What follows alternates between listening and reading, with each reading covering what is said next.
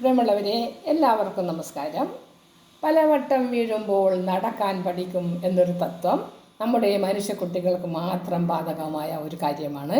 മൃഗങ്ങളുടെ കുട്ടികളെല്ലാം പ്രസവിച്ച് വീണ് കഴിഞ്ഞ ഉടനെ നടക്കുകയും ഓടുകയും ഒക്കെ ചെയ്യും, നീന്തുക പോലും ചെയ്യും. അപ്പോൾ നമ്മുടെ മനുഷ്യക്കുട്ടികൾക്ക് മാത്രം എന്തേ ഇങ്ങനൊരു അവസ്ഥ ദൈവം നൽകിയത്? 82 ലക്ഷം ജന്മങ്ങൾ കഴിഞ്ഞതിന് ശേഷം മാത്രമാണ് ഒരു മനുഷ്യജന്മം ഭൂമിയിലുണ്ടാകുന്നത് എന്ന് പറയുന്നുണ്ട്. അപ്പോൾ ആ 82 ജന്മങ്ങളും നമ്മൾ എത്രമാത്രം പാടുപെട്ടാണ് ജീവിക്കുന്നത് നമുക്കറിയാമോ? അങ്ങനെ ജീവിച്ചു കഴിയുമ്പോൾ പിന്നെയാണ് ഒരു മനുഷ്യജന്മം ഉണ്ടാകുന്നത്. അപ്പോൾ ആ മനുഷ്യജന്മത്തിൽ നമുക്ക് ബുദ്ധിയും നട്ടലും തന്നാണ് ദൈവം നമ്മെ സൃഷ്ടിച്ചിരിക്കുന്നത്. അപ്പോൾ നട്ടൽ നിവർന്നു നിന്ന് ബുദ്ധിയിൽ വികാസങ്ങൾ ഉണ്ടാവുക മാത്രമാണ് നല്ലതും ചിത്രയുമായ കാര്യങ്ങളും കുതന്ത്രങ്ങൾ മെനയാനുമൊക്കെ മനുഷ്യന് സാധിക്കുന്നത്.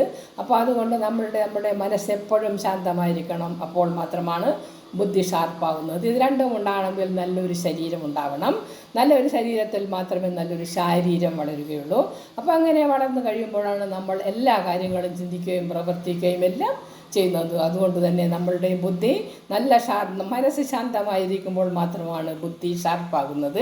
അങ്ങനെ മനസ്സ് ശാന്തമായിരിക്കുമ്പോൾ എടുക്കുന്ന തീരുമാനങ്ങൾ, decisions right, rational and rewarding ആയിരിക്കും.